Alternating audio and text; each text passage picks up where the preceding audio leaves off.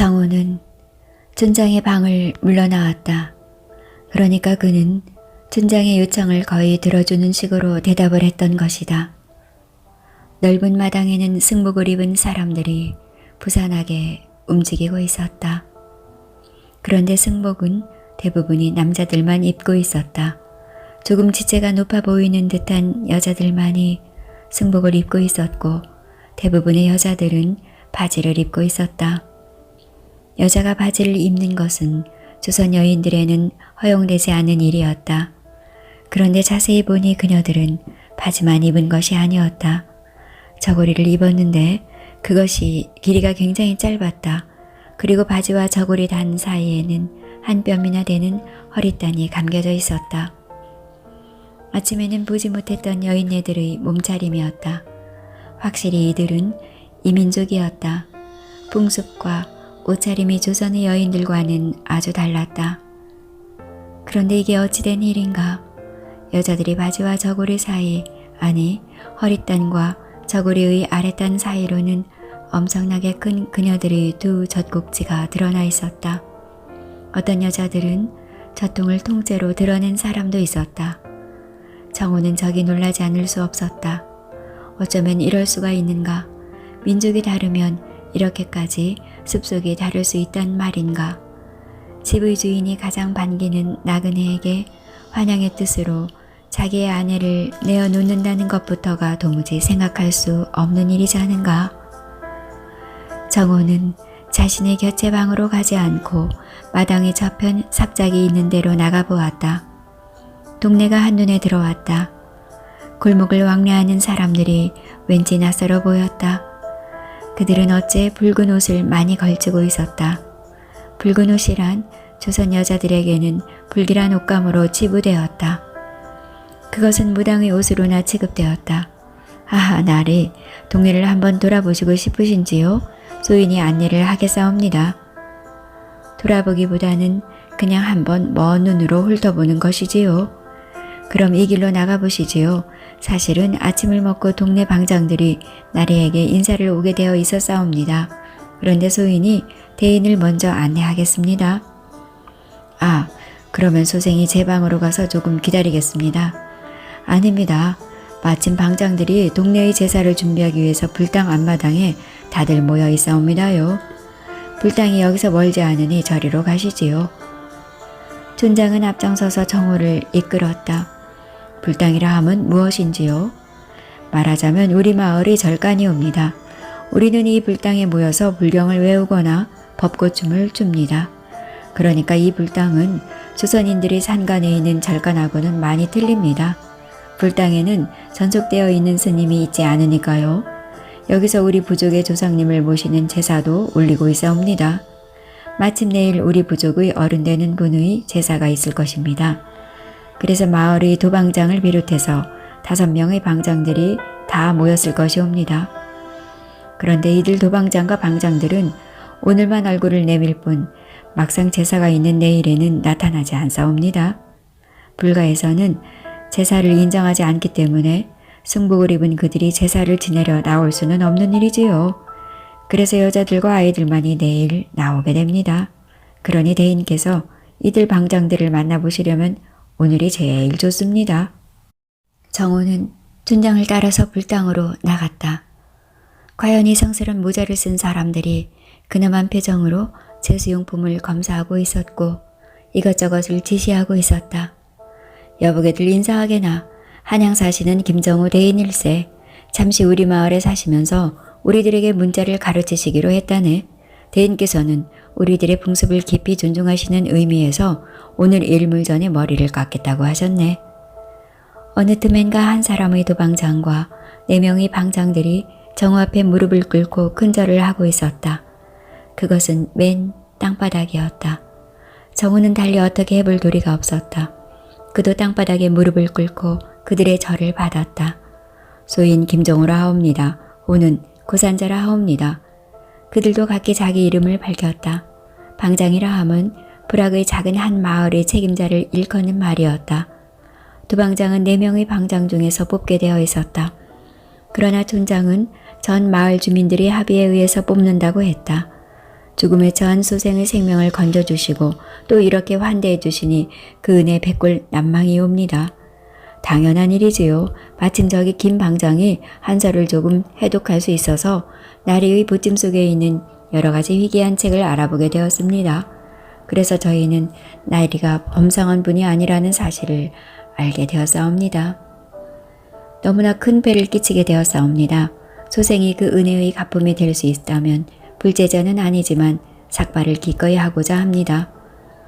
참으로 감사합니다. 대인께서 하시는 말씀이 진심이라는 사실을 충분히 짐작할 수가 있사옵니다. 정우는 사실 삭발을 딱히 결정한 것도 아니었으나 분위기를 보아서 자신이 삭발을 하지 않을 수 없는 입장임을 깨달을 수 있었다. 그러나 자신이 삭발을 함으로써 이들에게 조금이라도 감사의 정을 표할 수만 있다면 그는 주저해서는 안 된다는 생각을 했다. 정우는 촌장의 지시에 따라 불존 앞에 서서 합장을 하고 불경을 들었다. 그러고는 엄숙한 예를 차리고 곧바로 삭발로 들어갔다.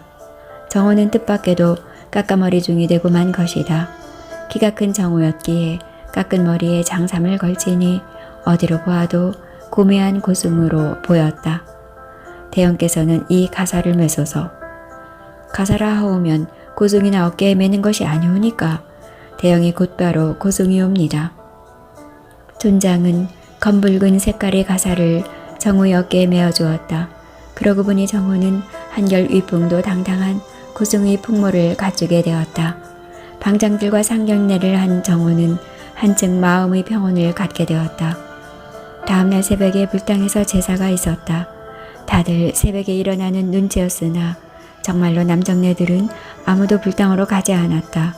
붉은 옷을 입은 부녀자들만이 단장을 하고서 그리로 몰려갔다. 간혹 어린아이들도 어머니와 누나의 손을 잡고 불당으로 몰려가는 것이었다. 우리 남정네들은 승복을 입고 있으니 제사를 못 칠 수가 없습니다. 그래서 아녀주들만이 몰려가고 있으니 너무 놀라지 마옵소서. 이해할 것만 같습니다. 정우는 곁에의 자기 방에서 책을 읽기 시작했다. 날이 아침 인사 올립니다요. 누군가가 방문 앞에 서서 인사를 했다. 문을 열고 대다보니 뜻밖에도 언년이었다. 그녀도 어느 사이 삭발을 했다. 오냐 언년이구나. 아이고 벌써 여성이 되었구나. 부끄럽사옵니다. 어쩔 수 없는 일이다. 생명의 은인들이니 그분들이 뜻을 받들어 드려야 하지 않겠느냐. 정호는 자신의 맨 머리를 한 손으로 쓰다듬었다. 하루하루가 지남에 따라서 정호는 하루의 일과를 짜서 생활했다. 그는 촌장의 요구대로 새벽과 아침 나절에는 마을의 학동들과 청년들을 불러 모아 천자문과 동몽선습 그리고 수학대학을 가르치기 시작했다. 그들의 실력들이 형편없었으나 그런대로 해독하는 사람들도 있었다. 오후에는 역시 부지런히 회령고을의 주변을 답사했다. 특히 그는 회령고을의 주변에 흩어져 있는 옛 여진인들의 유적을 찾아보는 데에 신경을 썼다. 그러다가 그는 기회를 보아 제가승 마을의 스님들과 같이 무리를 지어 회령고을 성 안으로 들어가게 되었다. 관졸들이 성의 남문을 지키고 있었다. 그들은 동행인들을 한 사람 한 사람 검색을 했다. 조금만 수상쩍은 사람이라도 당장에 불러들였다. 그러나 제가승 마을의 사람들이라 하면 가장 하천민으로 취급되었기에 관졸들은 그들을 일체 거들떠보지도 않았다. 야 이놈들아, 오늘 아침에도 돼지고기를 먹었느냐? 나쁜 놈들, 중놈의 새끼들이 돼지고기를 메어지도록 처먹고 계집을 끼고 자다니 더러운 자식들.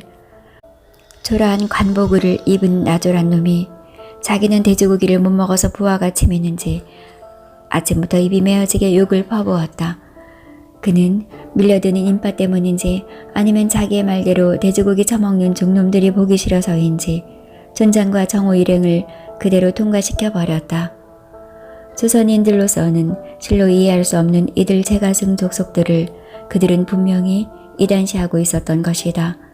이놈의 중대가리들아, 냄새난다. 어서 지나가. 오늘은 계집 중년들은 한 년도 보이지 않네. 어서 지나가. 그는 역정을 버럭 냈다. 회령읍성 안에는 웬 사람들이 그렇게 바글거렸다. 다들 무슨 보찜 아니면 등짐을 하나씩 지고 있었다. 촌장어른, 이거 웬일이옵니까? 웬 인파인가요? 오늘이 장시가 서는 날이라도 되는가요?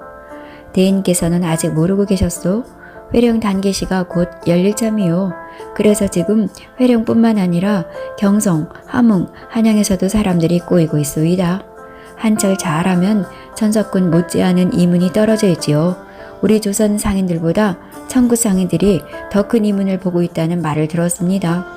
그러니까 그 유명한 회령 계시가 열릴 참이로군요. 그렇지요. 그것이 동짓달에 열리지만 벌써 물산들을 준비하고 있습니다. 그래서 벌써 주막촌이 외지에서 온 사람들로 바글거립니다. 옛날에는 봄과 가을 그리고 겨울 이렇게 1년에 3번씩이나 계시가 열렸으나 효종대왕 이후로는 1년에 한 번 동짓날을 전후해서 한 석 달간 열리고 있습니다. 그렇게도 오랫동안 열립니까? 그럼요. 아주 대단합니다. 흔히들 말하는 북간계시라는 것이지요. 전국에서는 조선가의 이 북간계시를 통해서 만주 동부에 사는 사람들의 생활용품을 조달하려는 의도를 가지고 있습니다. 그러니까 영고탑과 오라지방의 거대한 지역에 거주하는 천국인들의 생활 물자를 이 회령 단계시와 경원계시를 통해서 해결하려 들고 있지요. 영고탑과 오라지방이라 하오면 만주 동부 전역을 말함이 아니옵니까? 그렇지요. 영고탑이라 하면 영해지방을 가리키고 오라라 하면 길림성을 가리키니까요. 하지만 회령계시와 경원계시는 워낙 공무역이라 이렇게 일반 백성들이 분주히 왕래할 이유가 없을 텐데요. 소생은 참으로 뜻밖이옵니다. 증강계시나 중강후시하고는 또 양상이 다른 것 같사옵니다. 글쎄요. 나도 그쪽 사정은 잘 모릅니다. 그렇지만 오녀산성 부근에 살고 있는 우리 제가승 부족의 전가를 듣건대 그쪽은 다분히 관무역이나 젊은 상인들의 후시무역이 승하다고들 합니다. 그리고 그쪽 안동현 쪽으로는 아무래도 월강에서 살고 있는 조선족이 그리 많지가 않다고들 합니다. 그러나 영해지방이나 오라지방으로는 조선족이 계속 월강을 해서 넘어갔었고 그리고 조선 쪽으로는 조선족과의 때려야 뗄 수 없는 우리 같은 여진인들이 많이들 흩어져 살고 있습니다. 그래서 두 지역이 인종적으로도 요동성 쪽보다 훨씬 긴밀한 관계에 있고 지역적으로 동쪽에 훨씬 치우쳐 있으므로 중국 본토와의 거리가 멀어 물산을 옮겨오기가 어려운 이유도 있겠지요. 아직도 동지가 되려면 달보 이상이 남았는데 벌써 이렇게 붐비다니 대단합니다. 일단 장시가 서게 되면 적어도 석 달은 끌게 됩니다. 그러니 상인들이 인근이 농가나 관광업자들이나 목재업자 그리고 목축업자, 약재상들, 도기업자들에게 물산을 주문하는 것 같사옵니다. 관에서도 물산들은 수집하고 있습니다. 아무리 관무역이라 하지만 역시 관이 직접 물산을 생산해내지는 못하니까요. 참 좋은 구경을 하게 되었습니다. 사실 소인이 대인을 우리 마을에 붙잡은 것도 이왕 여기까지 오셨고 마침 시기적으로도 맞고 하니 회령계시를 한번 구경하시라는 뜻도 있었습니다. 깊으신 뜻을 이제야 조금 헤아리게 되었사옵니다. 사실 중간계시나 후시가 관변 일변도인 것은 사실입니다. 그리고 중강후시를 주도하는 의주의 만상들도 관아와 아주 밀접한 관계를 유지하고 있었습니다. 조선 사절단의 체류비 마련을 목적으로 청국조정이 사절단에게 허용하고 있던 회동 관우시도 사실은 이들 만상들에 의해서 이루어졌습니다.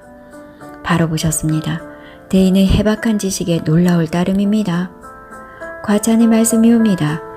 회령계시나 경성계시가 아무래도 덜 관변적일 이유는 얼마든지 있습니다.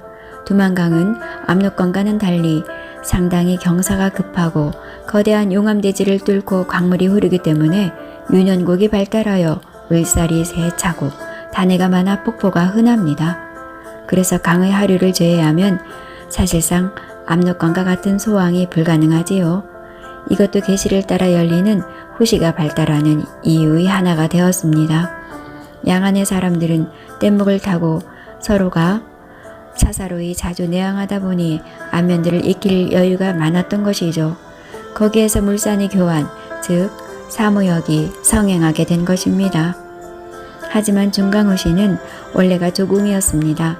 조궁이란 것이 조정 간의 일종의 무역의 형태를 띠고 있었지요. 그러니 발생 자체가 근본적으로 다르다고 말할 수 있습니다. 회령고을이 산속에 들어앉은 산악의 고을인 것은 사실이지만 기름진 회령평화를 띠고 있고 세계의 위장한 강의 흐름이 합류하고 있고 무산령을 넘어서 함경도의 대입은 경성고을로 이어지기 때문에 은근히 교통의 요로상에 위치하고 있습니다. 이 점이 회령이 계시와 호시를 가지게 된 원인이 아닌가 합니다.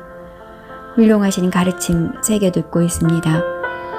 무산고을도 중요한 고을이지만 역시 백두산의 그늘 속에 너무 깊이 파묻혀 있어서 교통이 회령에 못 미칩니다. 그리고 종성과 운성은 너무 북쪽으로 치우쳐 있습니다. 그런 점을 보충하기 위해서 그 아래에 있는 경원의 경련으로 계시를 열었습니다만 후시는 아직 열리고 있지 못합니다. 이런 의미에서 보면 회령은 여기 북간이 중심적인 고을이 아닐 수 없습니다. 옳으신 말씀이옵니다. 춘장과 정호는 고을 성안으로 들어가면서 계속해서 말을 나누었다.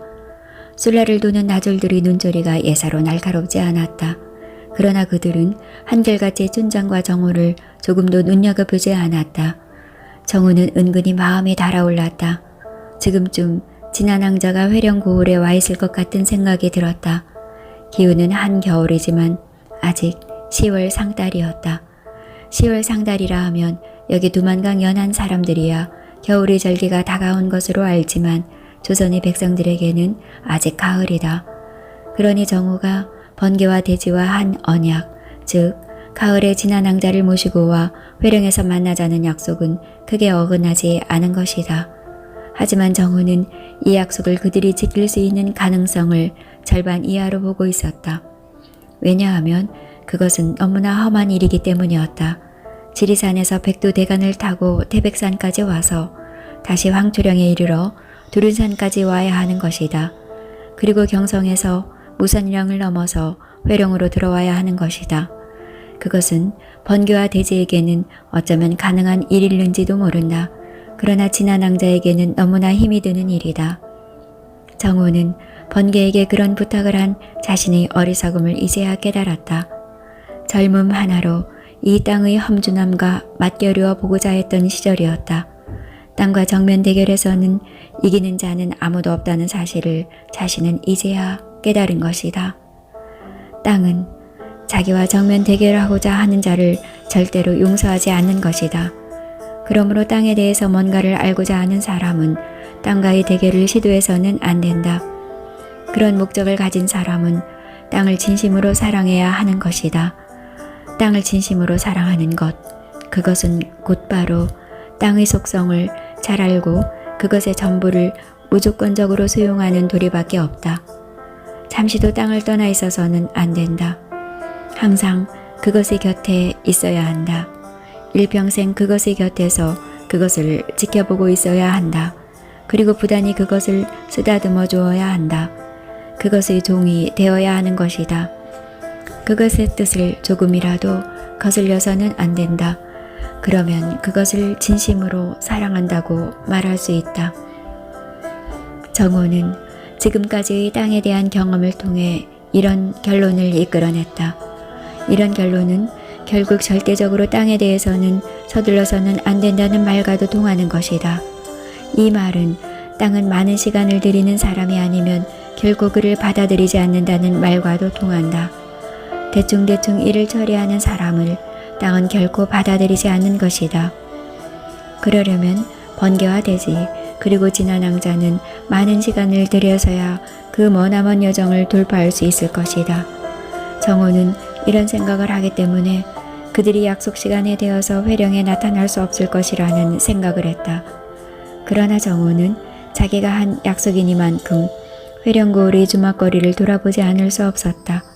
무슨 기적 같은 일이 생겨서 그들이 제 날짜에 회령고을에 도착했을지도 또 모르는 일이었다. 춘장얼은 소생은 좀 혼자서 행동을 해야 할 것 같사옵니다. 일단 헤어졌다가 해걸음의 우시장 입구에서 만나는 것이 어떠하올는지요? 왜? 무슨 소관할 일이라도 있사옵니까? 그런 일이 하나 있사옵니다. 다름이 아니라 여기 현충사 아래에 내 일가부치가 한 사람 살고 있는데 잠시 찾아보고자 합니다. 하도 오래간만이라 그냥 지나갈 수는 없을 것 같사옵니다. 그렇게 하십시오. 그러나 조심을 하셔야 합니다. 회령은 계시가 열리는 고을이고 국경의 고을이고 두만강 연안에 위치해 있고 또 험준한 장백정간의 변두리에 위치해 있기 때문에 자고로 끔찍한 사고가 잦았던 고장입니다. 각별히 몸조심하시기 바랍니다. 알겠습니다. 정호는 둔장과 헤어져 주막거리로 갔다. 자신이 스님 복장을 하고 있다는 사실을 잠시도 잊어서는 안 된다는 다짐을 자신에게 하곤 했다. 그는 근 10개나 되는 주막집과 복룻방을 대강 훑어보았다. 그는 자신이 하도 자주 주막집과 복룻방들을 이용해 보아서 이제는 겉에서 척 보기만 해도 그 내용을 짐작할 수 있었다. 값이 얼마이고 시설이 어떻고 주먹의 성격이 어떻고 하는 것을 그것들의 외양만을 보고서도 짐작할 수 있었다. 그는 일체 무슨 말을 않고 낌새만을 눈치껏 알아차리기 위해서 이곳저곳을 돌아다녀 보았다. 그러나 아무런 정보도 입수하지 못했다. 그들은 회령이 오지 않았을 뿐만 아니라 혹시 도착해서 다른 어떤 곳에 유하고 있는 것 같지도 않았다. 그들이 다른 곳에 몸을 숨기고 있다면 주무를 매수해서라도 무슨 눈치를 주게 할 것이다. 혹시 자신이 스님의 복장을 하고 있기 때문에 주무들이 지나쳐 볼 가능성도 있었다. 그러나 그는 좀 달리 몸을 움직이면서 기웃거려 보았으나 주무들은 다른 눈치를 전혀 주지 않았던 것이다. 정호는 주무들의 호감을 사기 위해서 좀 헐렁하게 행동했다. 그리고 동전도 한 입씩 더 얹어주었다. 스님이 마음도 후하십니다요. 그것은 내 금전이 아니라 부처님이 베푸시는 은전이네. 나무 관세음보살. 자고로 금전을 받아서 기분 나쁘다는 사람은 없는 법이다. 인간을 근원으로부터 지배하는 이런 욕심을 정호는 10분 이해하고 있는 것이다. 인간은 해탈의 경지에 이르지 못하면 절대적으로 욕심을 버릴 수 없는 것이다. 그러므로 인간은 달리 욕심의 노예이기도 한 것이다. 스님, 다음에 또 들러주시구려. 돼지머리를 특별히 많이 드리리다. 고맙네. 명심하겠네. 이렇게 정호는 주무들과는 상당한 안면까지 더 놓기도 했다. 그녀들로부터 지난 왕자 일행의 정보를 얻기 위해서였다. 해그름역의 정호는 우시장 입구에서 촌장을 만났다. 그리고 서쪽을 향해 길을 떠났다. 제가승 마을로 돌아가기 위해서였다. 그들은 회령고을을 벗어나서 성천을 나룻배로 건넜다. 성천은 강물이 말라 하상이 드러나 보였다. 회령고을이 조선 반도에서 가장 심한 과우지의 하나라는 사실을 정호는 기억해냈다. 그래서 하천에 물이 귀한 것이다. 존장어른, 우리도 이번 동짓날 개시에 대비해서 물산을 좀 준비하는 것이 어떠하올는지요? 사실 우리는 지금까지 그런 일을 생각해 본 적이 없습니다. 거기에는 여러 가지 이유가 있었죠. 그 가장 큰 이유가 왕족으로서의 긍지 때문입니다. 지금 북경조정의 역대 임금들이 다 우리 부족의 조상인 노루아치 할아버지의 자손들이 아니겠소? 그러니 왕족이지요. 왕족까지는 아니고 왕의 고향 사람들쯤으로 말할 수도 있겠지요. 그래서 우리는 말 달리고 농사 짓는 일에는 이골이 나 있지만 장사하는 일에는 벅 어둡습니다. 대인께 물산이 교환이란 어떤 것인지 그 실제와 원리를 들어보고 싶사옵니다. 그래서 우리도 그런 물산을 만들 수 있기만 한다면 어디 한번 시행해 볼 작정이옵니다. 소생도 그런 작업을 직접적으로 해보지는 않았지만 남들이 하는 것을 지켜보기는 자주 했습니다. 결과적으로 남들에게 팔리지 않은 물산이란 없다는 신념이 필요합니다. 그것이 물산을 만들고 목장을 사서 짐승을 키우는 사람들의 공통의 관심사입니다. 사람의 일생이란 어떻게 보면 이런 갖가지 물산을 소비하는 시간의 연속이라고 볼 수도 있습니다. 사람은 죽어서야 이런 소비의 형태를 그만둘 수 있습니다. 그러니 어차피 물산의 소비는 정해져 있는 일이지요. 이런 신념이 없으면 물산의 소비와 교환에 적극적일 수 없습니다. 말씀을 듣고 보니 과연 그러하군요. 그래서 우리도 사실은 조금 물산을 준비하고 있기는 합니다. 주로 백두산 짐승들이 모피를 준비하고 있습니다. 회령고을 건너편에 살고 있는 우리와 같은 여진인들인 숙여진 사람들이 방한용으로 한 300장가량의 모피를 사가지고 갑니다. 백두산 짐승들이 못 피는 날이 갈수록 인기가 좋아서 그것을 떼간 사람들은 또 자기들이 사용하지를 않고 더 윤기를 내고 더 정묘한 옷을 만들어서는 심양이나 북경까지 가지고 가서 파는 사람들도 있다는 말을 들었습니다. 그래서 해마다 이 모피의 수유량이 증가하고 있습니다. 올해는 몇 장 정도 준비하셨나요? 한 500장 정도 준비했습니다. 주로 우피입니다. 우피라고 하면 백두산 짐승 가죽도 아닌데요. 어디서 그런 많은 우피를 준비하셨나요? 말씀드리기 조금 창피하지만 우리 제가승 마을 사람들이 생계수단으로 소 잡는 일을 많이들 하고 있는 줄은 아시지요? 그래서 아무래도 그런 관계도 있고 해서 우리들은 남보다 빨리 그리고 손쉽게 우피를 구할 수 있습니다. 우리 수입이 큰 미천이 되고 있습니다. 좋은 발상이십니다. 그러면 한 가지 조언을 드려도 될까요? 얼마든지 해주십시오. 다다익선이옵니다. 금전이 되는 물산을 준비하시려면 아무래도 지금의 제가승 마을의 위치로 보아서는 백두산에서 나오는 약재를 캐는 것이 큰 도움이 되리라는 생각입니다. 백두산의 약재는 소생이 알기로는 동양 제1의 약효를 간직하고 있습니다. 백두산 자체가 이런 약재 때문에 영험하다는 의미도 없지 않습니다. 백두산 약재의 명성은 멀리 북경에까지 알려져 있다고 합니다. 북경 상인들이 이 약재를 사기 위해서 회령계시나 중간계시 아니면 경원계시까지 온다는 말도 들은 바가 있어옵니다. 하지만 우리 같은 전인들이 약재에 대한 소양이 있어야지요. 전혀 그것에 대해서는 아는 것이 없사옵니다. 그러시다면 소생이 조금 도움을 드리도록 하겠습니다. 아는 것은 없습니다만. 이렇게 해서 정호는 이곳 제가승 마을에서 할 일을 하나 더 가지게 되었다. 그것은 때를 기다려 제가승 마을 사람들을 데리고 백두산을 오르내리면서 그들에게 약초에 대해 설명을 해주는 일이었다.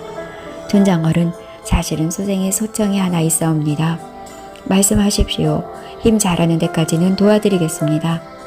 다름이 아니오라. 사실은 소생이 회령 주막거리에서 잘 알고 지내는 사람 하나를 만나기로 했습니다. 몇 차례를 거기로 가보았으나 그 사람은 아직 오지 않았습니다. 백두대간의 끝인 지리산에서 오는 사람입니다. 소생이 백두산에 불황민을 데리고 짐승이라도 잡으러 간다면 그 사이 그 사람이 와서 할 일 없이 소생을 찾고 있을 가능성이 있고, 혹시 소생이 여러 날 나타나지 않으면 기다리는 일을 포기하고 타간으로 가버릴 수도 있습니다. 그러하오니 사람 하나를 내어서 이틀에 한 번꼴로 회령 주먹거리를 돌게 하거나 복룻방을 탐색해서 그런 자가 있으면 우리 마을로 좀 데리고 와줬으면 합니다. 어려운 일이 아닙니다. 우리도 명색이 불자인데 시주를 받기 위해서도 중생들의 삶의 현장을 절대로 버리지 않습니다. 그러니 시주를 받으러 다니는 불자의 모습을 하고서 주먹거리로 나타나면 무사히 목적하는 바를 이룰 것입니다. 너무 걱정하지 마옵소서. 나무 관세음보살.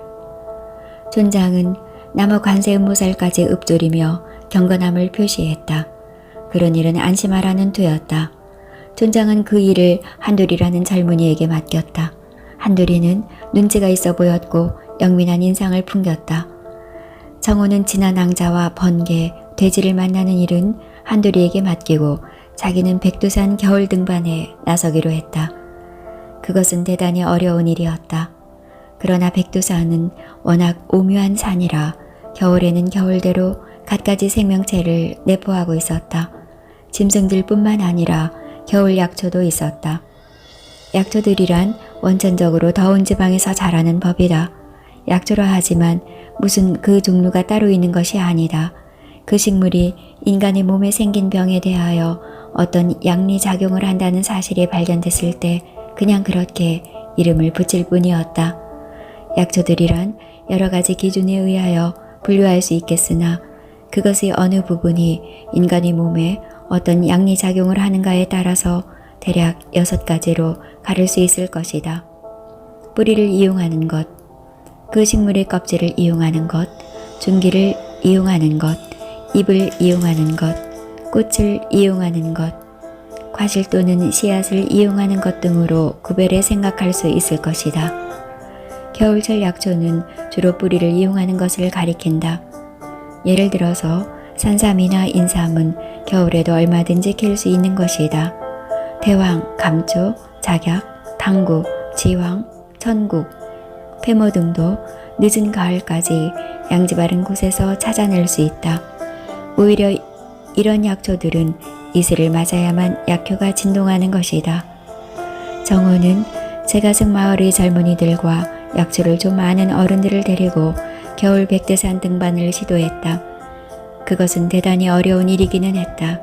그러나 이들 제가승 마을의 사람들은 백두산을 너무나 잘 알고 있었고 그들 자신이 가히 백두산 사람들이라 할 수 있었기 때문에 장비만 든든히 갖춘다면 굳이 무서워할 필요는 없었다. 무엇보다도 이들은 백두산의 그 가혹한 혹한과 광풍 그리고 눈보라를 피해서 정상에 오르는 길을 알고 있었다. 그것을 보면 인간이 축적된 지혜란 것이 얼마나 대단한가를 짐작할 수 있다.